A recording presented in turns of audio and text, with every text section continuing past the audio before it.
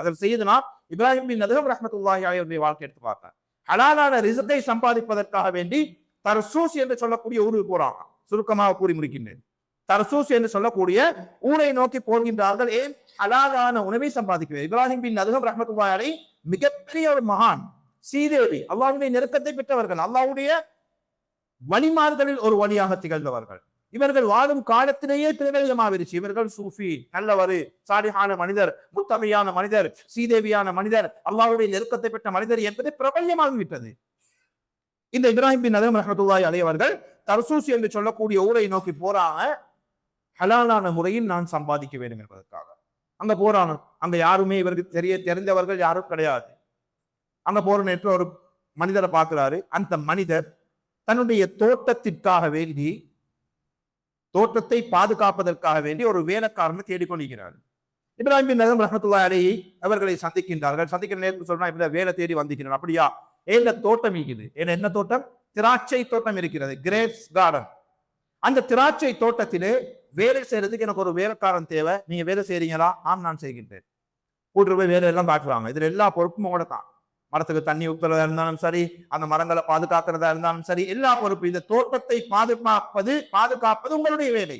இப்ராஹிம் பின் Adham ரஹ்மத்துல்லாஹி அலைஹி அவர்கள் போறாங்க. சார், நான் வேலை செய்யறேன் போஸ் அப்படின்னு சொல்லி வேலையில் சேர்றாங்க. வேலையில் சேர்ந்ததன் பின்னால் சில காலங்கள் கழித்து இந்த தோட்டத்தினுடைய உரிமையாளர் முதலாளி என்ன செய்கின்றார்?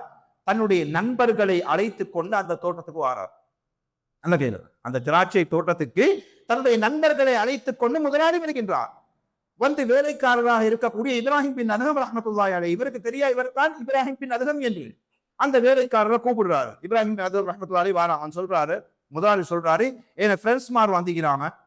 நல்ல எங்கட மரத்துல குவாலிட்டியான திராட்சை, குவாலிட்டியான கிரேப்ஸ் எந்த மரத்துல இருக்குதோ நல்ல இனிமையான அந்த கிரேப்ஸை கொஞ்சம் பிச்சுட்டு வாங்க. இப்ராஹிம் பின் அதுகம் ரஹ்மத்துல்லாஹி அலைஹி என்ன செய்யறாங்க? சில மரங்கள்ல இருந்து திராட்சையை பிச்சுட்டு வந்து கொடுக்குறாங்க. அந்த திராட்சையை முதலாளி சாப்பிடுகிறார். அவருடைய நண்பர்கள் சாப்பிடுறாங்க. சாப்பிட்டால் அது புளிப்பா இருக்குது, இனிப்பு கிடையாது. என்ன செய்து? புளிப்பா இருக்குது. உடனே முதலாளி என்ன செய்யறார்? இப்ராஹிம் பின் அதுகம் ரஹ்மத்துல்லாஹி அலைஹி அவர்களை பார்த்து சொல்றார், ஏ மனிதரே, எவ்வளவு காலம் நீங்க இந்த தோட்டத்துல வேலை செய்றீங்க? பல காலங்கள் வேலை செய்றீங்க.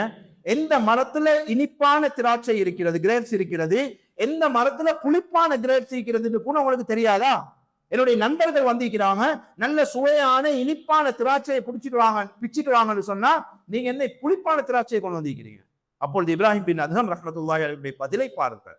தன்னுடைய முதலாளியை பார்த்து கூறுகின்ற, முதலாளியே, இந்த தோட்டத்திலே வேலை செய்வதற்காக நீங்கள் என்ன நியமிக்கிறீர்கள்?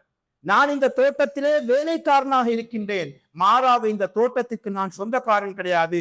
எவ்வளவு காலம் நான் இங்கு வேலை செய்கின்றேனோ இதுவரை ஒரு திராட்சை பழத்தை கூட நான் சாப்பிட்டு பார்த்தது கிடையாது. இது ஹலால், இது ஹலாலான சம்பாத்தியம்.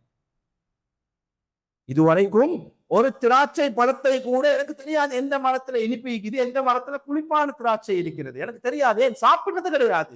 எனவே நீங்க இங்க சாப்பிடுறதுக்கு அனுப்பல, தொழில் செய்வதற்காக, வேலை செய்வதற்காக, இதை பார்த்துக் கொள்வதற்காக அனுப்பினீர்கள்.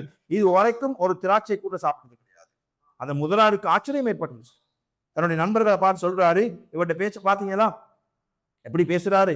தக்குவாதாரமாய் பேசுறாரு. இவர்கிட்ட பேச்ச பார்த்தா இப்ராஹிம் பின் அதுகம் மாதிரி என்ன பேசுறாரு? ஏன் இவருக்கு தெரியா இவங்க தான் இப்ராஹிம் பின் அதுகம் என்பதாக? என்ன சொல்றாரு? இவருடைய வார்த்தையே அந்த அளவுக்கு பிரபல்யம். இப்ராஹிம் பின் அதுகம் என்றால் முத்தகி, ஒரு தக்குவாவுடையவர்கள், இறையச்சமுடையவர்கள், அல்லாஹ்வை பயந்து வாழக்கூடிய சீதேவி என்பது பிரபல்யம். ஆனால் இவர்கள் தான் இப்ராஹிம் பின் அதுகம் என்று இவர்களுக்கு தெரியாது. சொல்றாரு என்னது? இவருடைய பேச்சை பார்த்தா இப்ராஹிம் பின் அதுகம் மாதிரி என பேசுறாரு ரஹ்மத்துல்லாஹ்.